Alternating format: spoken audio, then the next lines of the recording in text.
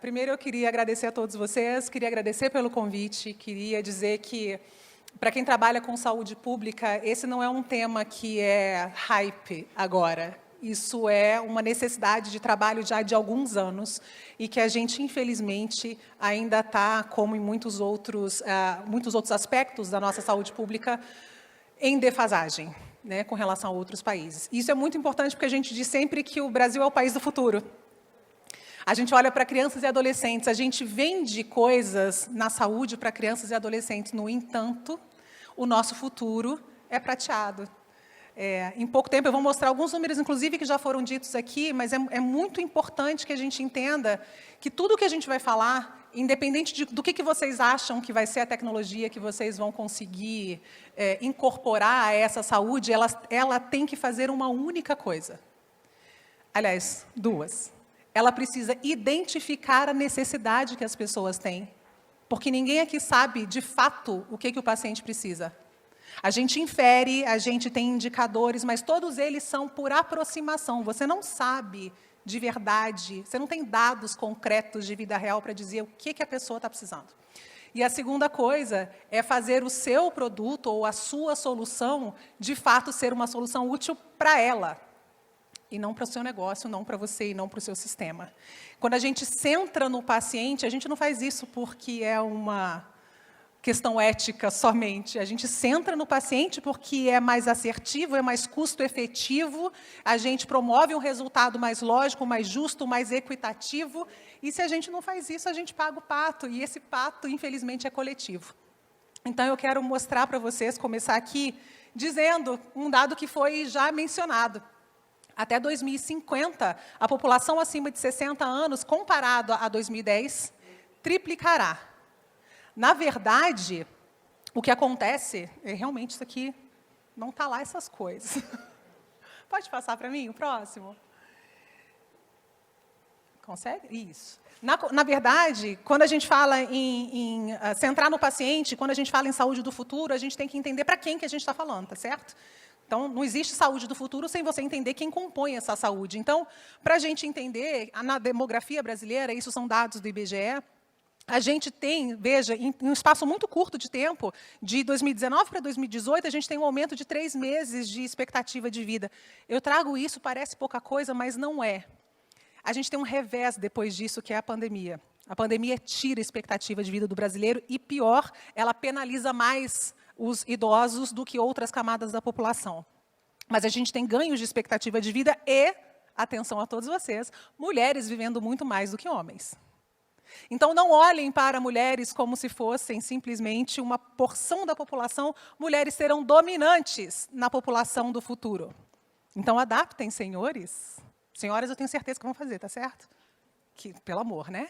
Senhores, adaptem o seu pensamento à presença feminina.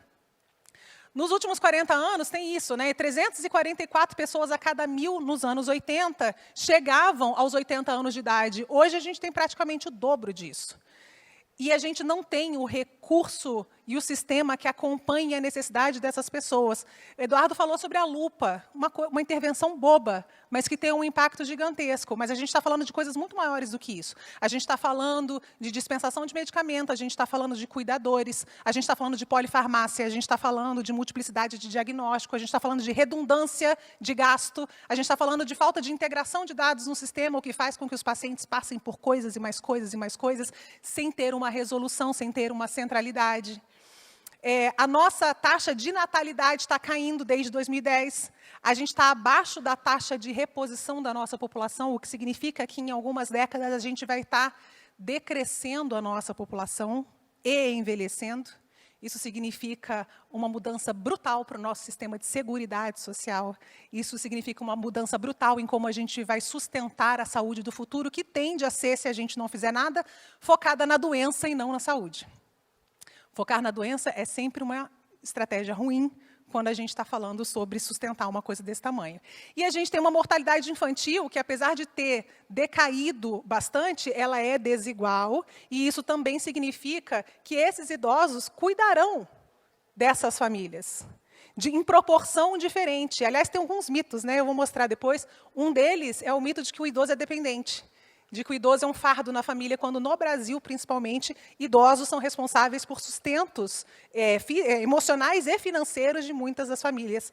Não é à toa que a gente tem agora empréstimo consignado do jeito que tem. Tá certo? Não é à toa. Então, isso significa, só para a gente olhar, né, porque quando a gente olha isso fica mais claro, essa nossa pirâmide demográfica, comparando 2010 a 2050, ela tem uma mudança de formato que é brutal, que a gente não vê em muitos países do mundo. Mas vocês vejam que em 2050, na verdade, a gente vai ter mais pessoas acima de 60 anos no país do que crianças e adolescentes até 14 anos. Então, é, de fato, um país que vai envelhecer e a gente precisa acompanhar isso. Como o Eduardo falou, a gente tem que antecipar isso, na verdade. A gente tem que estar na frente, não é só por uma estratégia de negócio de vocês, mas é porque isso significa que você vai estar preparado para oferecer a sua melhor solução no momento em que ela vai ser mais necessária. Falamos sobre paciente, falamos sobre essa história, mas eu quero lembrar para vocês que eu sou uma pessoa da saúde pública. E saúde pública, senhores e senhoras, é sobre contexto. Não existe pensar em saúde pública, ou em saúde, ou em medicina que seja hoje, sem você entender onde ela está. E a pandemia mostrou isso para todo mundo. Uma doença infecciosa que aparece do outro lado do mundo e que tem um comportamento completamente diferente por cada lugar que ela passa. Por cada lugar que enfrenta uma situação econômica diferente, uma situação educacional diferente, uma capacidade de gestão diferenciada, um sistema que abraça a população de uma maneira completamente diversa, por cada lugar que ela passa, ela se transforma numa tragédia diferente, mas diferente a partir de uma única coisa, que era, teoricamente, uma doença infecciosa, como muitas outras que a gente tem. Então, saúde pública é contexto, necessidades que a gente tem para enfrentá-las, assim como a gente vai falar sobre envelhecimento, que não é uma doença, obviamente, essas necessidades e essas ferramentas são dinâmicas. Então, a saúde pública, ela é serviço de saúde? Lógico. Então, a gente tem que investir em infraestrutura, em capacidade tecnológica, em infraestrutura mínima de dados, em interoperabilidade de dados. A gente tem que enfrentar, né, em papel higiênico. Eu estou falando de interoperabilidade de dados quando falta papel higiênico em unidade básica de saúde. Então, saúde pública é serviço, lógico, mas é economia. Porque se você não tem reserva econômica, você não se alimenta, você é mais vulnerável a qualquer doença que apareça, tem uma expectativa de vida menor. Infraestrutura não é só do sistema, é infraestrutura do tipo, você consegue chegar, tem acesso à saúde que você precisa, você tem um hospital perto de você, se não tem, você tem um ônibus que te leve lá, você tem dinheiro para pagar isso. É emprego, porque emprego não só é dinheiro, é autonomia e dignidade, capacidade que as pessoas têm para lidar com as adversidades que elas enfrentam. É segurança, porque não tem ninguém. Vocês podem comparar o que é saúde pública numa cidade que enfrenta problemas graves de segurança, como o Rio de Janeiro, com outros locais onde isso não acontece. O acesso é muito mais difícil numa cidade onde a situação socioeconômica é ruim e há um índice maior de violência, porque as pessoas não vão. Parênteses, durante a minha faculdade, eu fiz um estágio, digamos assim, em atenção primária, dentro do Complexo do Alemão. Comecei, me achei uma maravilha fazendo isso. Até o dia em que, 2 horas da tarde, me bate um homem de fuzil na porta do consultório e diz: doutora, a gente gosta muito de você, então estamos avisando para você sair daqui agora, porque fulano está vindo invadir, e a gente usa isso aqui para se esconder. Eu falei, sim, senhor. E fui-me embora. E os pacientes todos foram embora. Um monte de gente que precisava, que tinha marcado aquela consulta não sei quanto tempo. Então, quando a gente fala em segurança, parece uma coisa distante da realidade, mas é muito mais próxima do brasileiro do que a gente imagina. É moradia, porque sem condição adequada de moradia, saneamento básico, água de qualidade, a gente também deixa as pessoas mais vulneráveis a um monte de condições. É educação, a pandemia mostrou isso também. A dificuldade não só cognitiva de alguns, mas de informação de muito mais gente, de capacidade de conseguir compreender a informação, o que é muito mais grave, educação básica que traria uma autonomia, de fato, para as pessoas exercerem a sua lucidez com relação àquilo que estava acontecendo com elas. A gente viu o tamanho que isso tem, não é só no Brasil, é no resto do mundo. E é investimento em ciência e tecnologia, que hoje é questão de soberania nacional. Não é mais uma questão simplesmente de negócio ou de oportunidade técnica. Então, vocês vejam que, conforme essa roda vai girando, conforme a gente vai investindo e desinvestindo, conforme ela se adapta a países diferentes, a saúde pública tem um contexto completamente diferente. E as pessoas vão responder a isso. Isso interage com todo mundo. No Brasil, a gente tem um cenário de enorme desigualdade, não preciso estressar isso para ninguém, todo mundo sabe, mas é muito interessante olhar números porque eles materializam as coisas para a gente. Então, em 2019, a nossa expectativa de vida chegou a 76 anos, 76,6, mas havia uma diferença brutal entre, por exemplo, Santa Catarina, que tinha uma expectativa de vida de quase 80 anos, e o estado do Maranhão, que era a menor expectativa de 71,4. Isso não acontece porque, geneticamente, as pessoas do Maranhão são diferentes das pessoas de Santa Catarina. Isso acontece porque há uma oferta diferenciada de serviços e de atendimento de necessidades a essas pessoas. E isso impacta, quando a gente fala em saúde, a gente está falando que tempo e qualidade significam diferença entre vida e morte, é uma linha muito tênue. E isso é muito óbvio. Se eu falar para vocês que vocês podem morrer daqui a 20 anos ou daqui a 28 anos, qual é a escolha que vocês têm? No Brasil, né? Pode mudar um pouco a resposta de vocês. Né? Como é que vocês fazem isso? Mas não é só uma questão de pobreza interestadual, que talvez fique mais claro, mas também em nível municipal isso acontece. A diferença de Belo Horizonte, na região mais rica de Belo Horizonte, que é a região centro-sul, e a região periférica de Belo Horizonte, é de 12 anos. Em São Paulo, isso chega a 20 anos. É muita coisa. Então, quando vocês falam assim, quando a gente fala assim, preciso montar um sistema de saúde pública que atenda a necessidade dessa área, vocês têm que entender que essa área pode ser simplesmente esse bairro completamente diferente do outro. Então, informação, contexto, a compreensão do que é necessário, que não é só uma questão de o que aquele organismo biológico precisa para chegar numa velhice, num momento mais saudável e produtivo, isso tem um contexto completamente diferente de um lugar para o outro. Então, é preciso se adaptar não só a uma visão holística do paciente, mas precisa se quebrar a ideia cartesiana, que não funciona mais, de que você olha para a saúde como se fosse simplesmente uma questão médica. Saúde é tudo aquilo que eu coloquei para vocês, e aquilo não muda só a saúde pública, muda a medicina. Quer saber como? O próprio vírus da Covid, por exemplo, é um vírus que está respondendo a como os países estão fazendo o seu enfrentamento à doença. Ele está adquirindo características específicas a depender de onde ele passa, porque ele tem mais ou menos acesso, e isso está fazendo alteração em código genético. Olha o tamanho da complexidade dessa história. Então, não é só falação de sanitarista. Isso é sério e isso vai influenciar o futuro da gente. Aspectos sobre o envelhecimento, muitos desses aqui vocês obviamente já conhecem, eu só quero passar rapidamente. A gente vai ter num futuro onde a gente tem muito mais idosos do que pacientes jovens, do que indivíduos jovens, a gente vai ter competitividade por recurso, porque esses recursos são escassos, eu não tenho para todo mundo. Então, por exemplo, geriatras, né, recursos humanos, geriatras formados, cuidadores, serviços que atendem pessoas com necessidades específicas da idade, isso a gente não tem para todo mundo, então vai haver competitividade. Há uma mobilidade urbana inadequada, a cidade não é feita para quem tem dificuldade. Tá certo? A lupa é uma coisa muito clara, mas as pedras da calçada são muito óbvias, não são feitas para o idoso.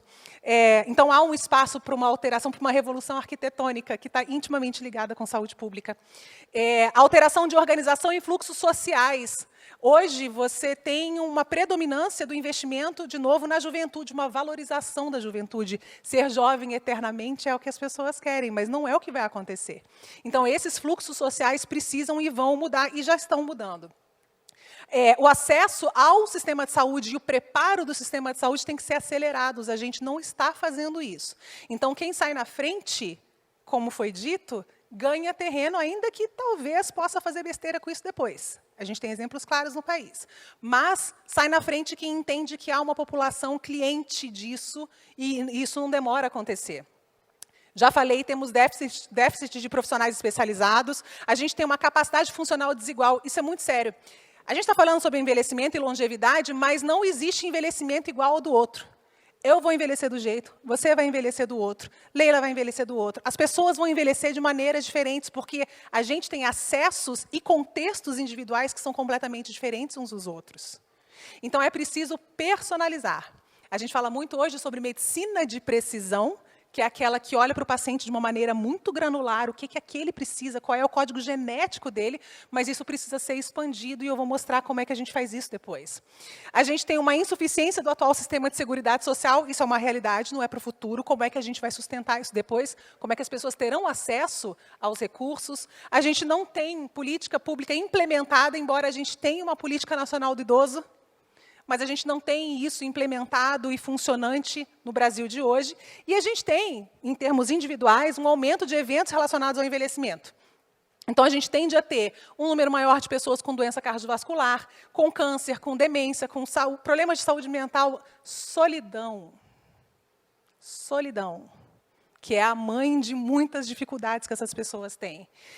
A gente tem diabetes, a gente tem multimorbidade associada sempre à polifarmácia, que aumenta eventos adversos. Então, como é que a gente monitora, como é que a gente entende, como é que a gente reduz essa possibilidade? A gente tem traumas físicos, né, a dificuldade de mobilidade, por exemplo, levando uma população que tem um risco maior sobre isso. A gente tem violência social, né? Infelizmente, tem sempre alguém que se aproveita de uma outra pessoa. Também estamos cansados de ouvir essa história. Então, esses aspectos são aspectos da parte, digamos, social ou contextual do envelhecimento. Enquanto isso, na saúde, em termos de acesso e de provisão de serviços, digamos assim, a gente precisa equilibrar medicina e saúde pública. Como assim, né? A gente tem, primeiro, alguns mitos do envelhecimento, que eu falei lá, e vão servir para eu mostrar o que eu quero dizer para vocês daqui a pouco. Primeiro mito, que é normal você envelhecer e sentir dor. Ah, todo velho sente dor. Estamos cansados de ouvir isso. Não é verdade. Não é verdade, não é necessário, é prevenível, e a gente teria, teoricamente, como fazer isso acontecer e garantir qualidade de vida antes de qualquer coisa. Mas lembra vocês que as doenças osteoarticulares são a segunda maior causa de morbidade. A gente tem cardiovascular e depois a gente tem as doenças osteoarticulares, que fazem com que esse idoso tenha uma perda de independência. Perder independência, para qualquer pessoa aqui, se alguém já quebrou um pé, se alguém já passou sentado numa cadeira de roda, por 5 segundos sabe o que isso significa. 42% dos idosos na cidade de São Paulo vivem com dor crônica. Olha o tamanho dessa população passando por um sofrimento muito possivelmente desnecessário. O outro mito que eu falei, que é de todo idoso é dependente. Isso não é verdade no Brasil. E isso não é verdade para as camadas diferentes de população, né, camadas socioeconômicas do Brasil. Talvez isso seja um pouco mais comum em classe socioeconômica maior, mais desenvolvida, mas nas classes socioeconômicas mais privadas, elas têm um idoso em 3/4 das casas dessas pessoas que ajudam no cuidado e no sustento da casa. 3/4. De novo, é um evento de saúde, mas vocês tenho certeza que entendem o tamanho que as pessoas que olham para isso de uma maneira mercadológica veem isso. De novo, não é à toa que a gente tem, né, uma tentativa de inclusão financeira dessas pessoas no sistema, nem sempre da melhor forma para elas, mas que são olhadas de uma maneira quase que sedutora, né, por esses grupos. Em 60% dos lares com pessoas a partir de 60 anos, os idosos são responsáveis por mais da metade da renda total da casa.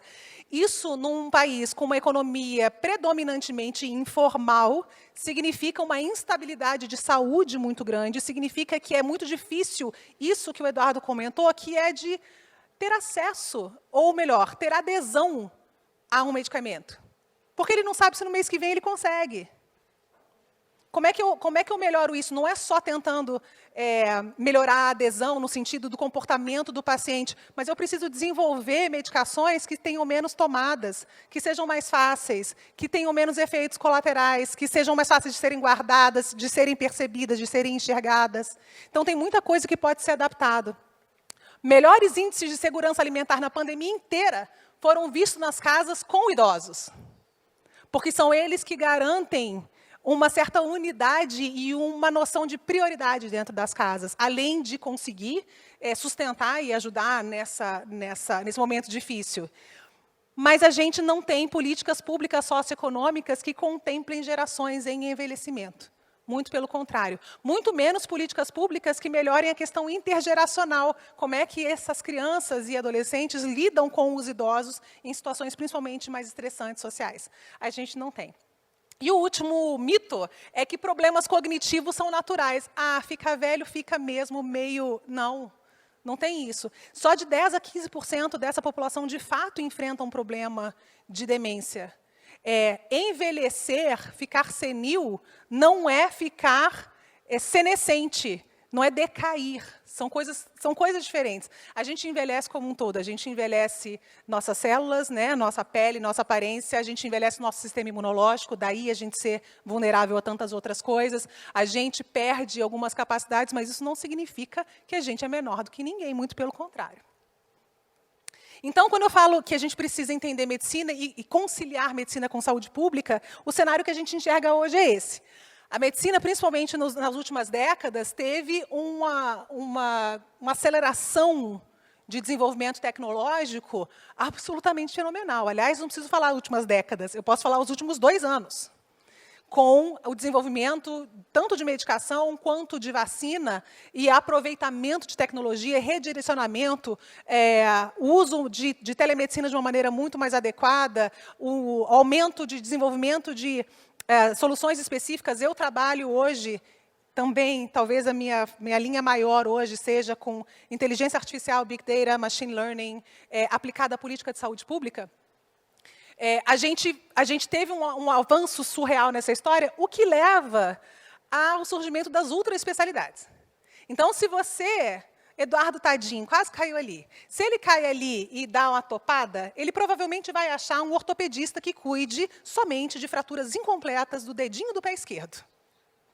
Porque a gente tem hoje ultra especialistas. Aí você fala, não, mas peraí, eu acho que ficou roxo no quarto dedo. O quarto dedo eu não cuido, pode ir aqui no meu colega do lado, que ele é o especialista do quarto dedo. É assim que está funcionando hoje. O único problema disso tudo é que há um aumento do custo da medicina por conta disso que é insustentável. Porque, afinal, você não tem só o dedinho do pé esquerdo. Você tem 10 dedos no seu pé, você tem 10 dedos na sua mão. Como é que você cuida e paga por cada uma dessas pequenas porções em que a gente fatiou os pacientes para que eles existissem para a medicina? Isso não existe. Isso é absolutamente insustentável. Eu não sei se aqui tem gente de plano de saúde também, não faço a menor ideia, mas vocês entendem o que isso significa. É insustentável lidar com essa história. Então, há um grande movimento, não só dos sistemas de saúde ao redor do mundo inteiro, mas também dos planos de saúde, em falarem, eu não aguento pagar isso aqui, então eu preciso fazer uma transição para um cuidado antecipado. Eu preciso investir em atenção primária e em prevenção e em promoção de saúde, produção de saúde, porque senão eu estou ferrado. É isso que acontece. A medicina hoje, sensacional, maravilhosa, cobre necessidade de uma pequena fração da população, porque o sistema é baseado na doença. O sistema médico, ele não é baseado na ideia de que é interessante para você que você fique saudável. E nem em construir... Veja, não é julgamento de valor. É como isso funciona hoje. Como funciona hoje ao invés de eu desenvolver algum tipo de ferramenta que faça com que você viva mais tempo, porque até, de repente, eu consigo fazer outras ferramentas que aproveite o seu tempo de vida, para o meu negócio, para o meu sistema, para o que quer que seja, eu espero você adoecer e falo, eu tenho a solução para o seu problema. É assim que a gente faz hoje. Aliás, tem um grupo muito sensacional que nem espera isso acontecer, né? Vende pseudoproblemas e aí depois vende soluções inexistentes para um pseudoproblema que ele mesmo criou. Isso é o que a gente via acontecer e viu acontecer na pandemia e vê acontecer, por exemplo, no movimento antivacina. É uma indústria muito clara. Então, esse é um sistema baseado em doença, que tem os seus problemas ao fazer isso. Tem grandes avanços, porque curou e conseguiu achar soluções para muitas doenças que fazem com que a gente chegue onde a gente está hoje, de expectativa de vida, mas, ao mesmo tempo, tem os seus furos, esses são uns desses. E ela é, maravilhosamente, e aí falou comigo, baseada em evidência. Porque a gente produz evidência, a gente produz dados para esse tipo de sistema. Por outro lado, a gente tem a saúde pública, que está aqui dizendo já há algumas décadas, ei, você está joia? Você vai se ferrar. Não queria dizer nada para isso, não, mas vai dar ruim para você e você vai ter que vir falar comigo. Só que a gente deixa a saúde pública de lado há muito tempo. Se vocês olharem a nossa Constituição e a nossa Lei 8080, aquela que criou o SUS, vocês vão, e se vocês esquecerem que é SUS, se vocês esquecerem quando ela foi criada, vocês vão ver uma construção extremamente avançada, extremamente moderna, que a gente nunca conseguiu, na verdade, colocar em prática como ela deveria ser. Mas é um sistema que é completamente diferente. É um sistema que é fundamentado em atenção primária, como já foi dito aqui. É um sistema que promove o bem-estar do paciente, porque é o conceito de saúde, não é só mais ausência de doença, é bem-estar, isso já tem uns 40 anos, mais ou menos. E ela é uma ideia de atender um número muito maior de pessoas. Então, o problema da saúde pública, como, teoricamente, o dinheiro não vem fácil, nem vai fácil, ela não é um objeto de investimento ou de vontade das pessoas, a não ser por absoluta necessidade, que é o que está acontecendo agora. Tá bem? Ela não era objeto de grandes avanços tecnológicos. O que eu faço hoje é muito desenvolver avanços tecnológicos para a saúde pública. E aí como é que a gente entende, e eu abri falando isso, como é que a gente entende o que de fato você precisa? Vocês já pararam para pensar como é que a gente distribui recurso, por exemplo, no sistema público de saúde para atender as necessidades das pessoas? Quais são as necessidades das pessoas? Eu só sei que elas existem quando elas estão doentes. Eu estou atrasado. Eu não sei a necessidade dela. Então, eu estou atrás de dados de vida real, de comportamento, de alimentação, de exercício físico, de educação, de segurança, de economia, porque isso é que vai me determinar o que, de fato, essa pessoa está precisando com tempo de antecedência, para que eu evite que ela adoeça ou para que eu forneça aquela política de saúde pública que, de fato, ela precisa e que eu monitore, que eu faça. É essa a ideia. Estou vendendo meu peixe. É uma ferramenta de redistribuição de investimento, redistribuição de renda. Ao invés de eu pagar, número aleatório, 2 milhões de reais para a cirurgia de 200 pessoas, eu vou usar, por exemplo, câncer de pulmão, eu vou usar esses 2 milhões para fazer um programa de cessação de tabagismo. Ah, é mais difícil de medir, é mais difícil de você ver resultado porque é mais longo prazo, não é uma intervenção muito lógica, muito clara, no sentido de mensuração, mas é aquela que também não é muito tangível, tá certo? Porque eu tenho que acompanhar esse sujeito um tempão para saber se ele desenvolveu ou não câncer de pulmão, mas é aquela que vai mudar a realidade das pessoas. A nossa métrica também precisa deixar de ser tão ansiosa, e a gente precisa passar a ter o foco correto da coisa. Porque a saúde pública é aquela que é capaz de atender, então, as necessidades das populações inteiras e evitar essas condições futuras hipercaras e difíceis, pouco resolutivas e que só chegam a uma população muito pequena. Portanto, a gente está saindo de um sistema baseado em doença, e a gente está redirecionando esse transatlântico para um sistema baseado em saúde, de uma maneira muito difícil e muito lenta e com muito sofrimento. Mas é um caminho inexorável. Não tem para onde correr. A gente está falando isso aqui hoje. Hoje é dia 29 de setembro. Eu estou muito perdida. Desculpa. 29 de setembro de 2022. Se a gente se encontrar aqui em 29 de setembro de 2042, vocês vão falar comigo. O Eduardo falou assim, a gente não sabe como vai ser a saúde do futuro, a gente sabe quem a gente vai atender no futuro. Se você não consegue olhar e entender qual é a saúde do futuro que você precisa construir com base em quem vai estar aqui, tem alguma coisa errada. Então, não é o sistema que vai se adaptar e mudar, são as pessoas que são diferentes e a gente vai ter que correr atrás disso. A saúde pública também, infelizmente, hoje é vista, e isso também está mudando, a pandemia acelerou isso, como um aspecto isolado de outras questões sociais. Eu digo antigamente, mas não é antigamente, porque as pessoas fazem isso ainda, mas eu me recuso a chamar essas coisas todas que eu falei do cenário de determinantes sociais da saúde. A academia gosta muito de fazer isso. Mas não é determinante social de saúde coisa nenhuma, porque não é externo, não é uma coisa que influencia, é parte.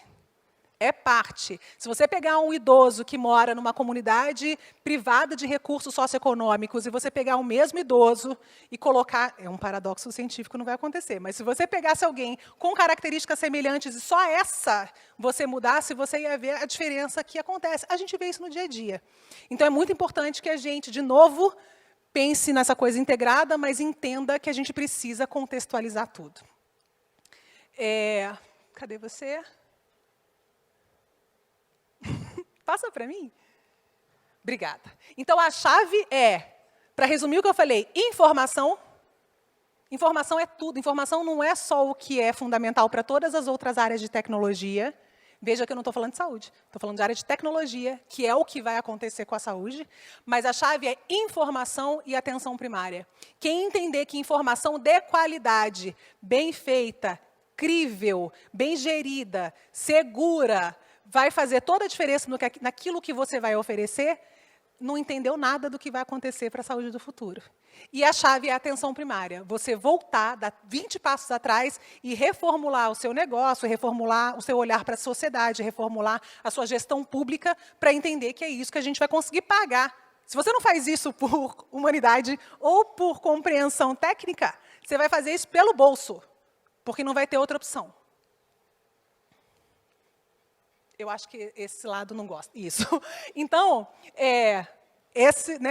tinha que ter uma sonoplastia, um tandã nessa história, porque é isso aqui, a minha menina dos olhos, que eu acho que deveria ser menina dos olhos de todo mundo, e é por isso que eu falo aqui. A gente fala muito de medicina de precisão. Vocês devem, obviamente, ouvir falar, são todos do setor. Medicina de precisão é aquela coisa que olha para o indivíduo na granularidade do genoma para entender como é que eu vou oferecer a melhor medicação ou como é que eu vou fazer as coisas. Mas a gente precisa expandir isso para a saúde pública de precisão. O que é a saúde pública de precisão? É aquela que vai mais granularmente entender o contexto das pessoas para identificar necessidades que podem mudar de um bairro para o outro, de uma cidade para outra. A gente vai avaliar necessidades, vai entender como é que os recursos que são existentes hoje são ou não são suficientes para atender aquilo, entender e medir a efetividade dessas ferramentas. Se não funcionam, a gente propõe novas políticas ou a gente redireciona esse esforço. A gente monitora a implementação, a gente analisa o resultado e começa tudo de novo. É um PDSA, como vocês conhecem, simples, mas adaptado para a saúde pública com dados muito claros. Informação, petróleo do futuro. Não é isso? É isso que a gente tem que fazer. E é isso que eu estou fazendo.